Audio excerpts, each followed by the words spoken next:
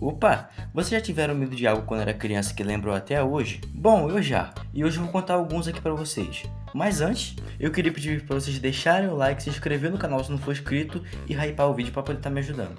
E se puder compartilhar o vídeo pra algum amigo que não conhece o canal ainda, vai estar me ajudando demais também.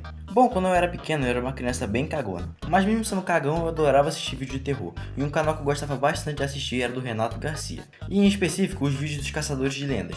E eu lembro que teve um dia que eu tava na casa da minha tia e a gente assistiu um vídeo onde eles foram na casa do lobisomem. E depois de assistir esse vídeo, minha avó e minha tia começaram a falar várias coisas sobre o lobisomem. E minha avó era do Ceará, e ela dizia que sempre que ficava de noite eles fechavam as janelas e começavam a escutar batida nas janelas. E eu escutava aquilo tudo num cagaço. E lá perto da casa da minha tia também tinha um matagal. E ela dizia que lá era a casa do lobisomem. E ela também dizia que se eu dormisse tarde, o lobisomem ia sair lá do mato e ia me buscar. Nem preciso dizer o cagaço enorme que eu fiquei depois, né? Depois disso, todo dia que eu ia dormir, eu ficava encarando a janela com medo do lobisomem aparecer lá pra me pegar.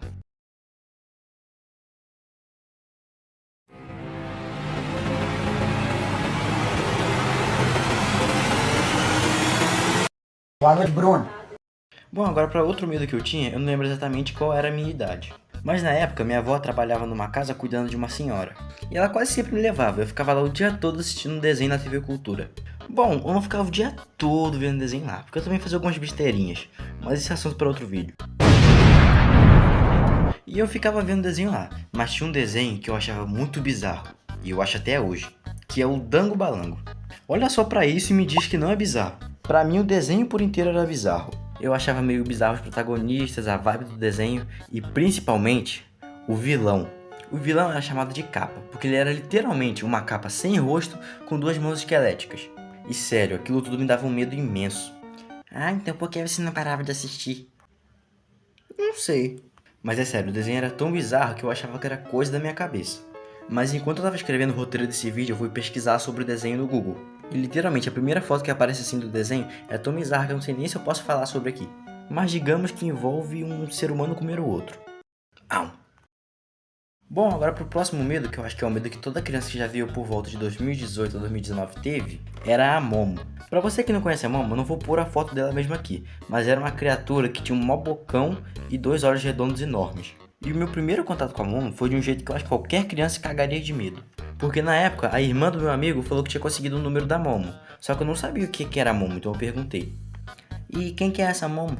O quê? Como assim você não conhece a Momo? Ela é uma criatura que tem olhos redondos e enormes e um sorriso que vai de olho a olho. Na hora eu tentei imaginar como que seria essa tal da Momo.